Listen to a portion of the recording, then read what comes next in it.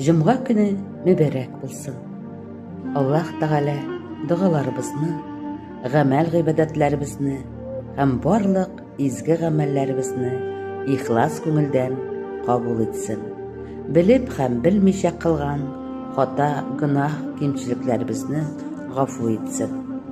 Тормышларыбызны бәхет, сәгадәт белән нурландырып, гамәл, гыйбадәттән һәм саулыктан аермасын. Хәвеф-хәтәр, бәла-казалардан, авырулардан, сырхаулардан, күз тию һәм сихерләрдән сакласын.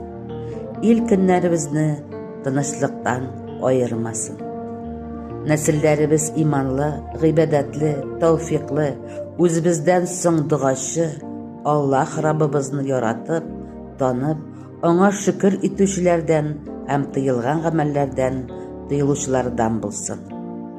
Гаиләләребезгә тынычлык, иминлек, бәрәкәт, саулык, ике дөнья бәхете һәм Раббыбызның рәхмәтендә булырга насыйп әйләсен. Рәхимле Раббыбыз барыбызга да үзенең Фирдәүс җәннәтләрендә булырга һәм пәйгамбәрләребезнең шәфәгатенә ирешергә насыйп итсен иде, я Рабби.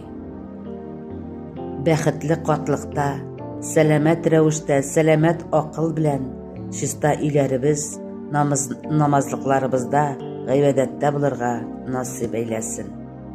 Бу дөньядан киткән вакытта да иман белән китеп, киләчәктә югары җәннәтләрдә булып, Раббыбызның йөзен, дидарын күрергә насыйп булсын.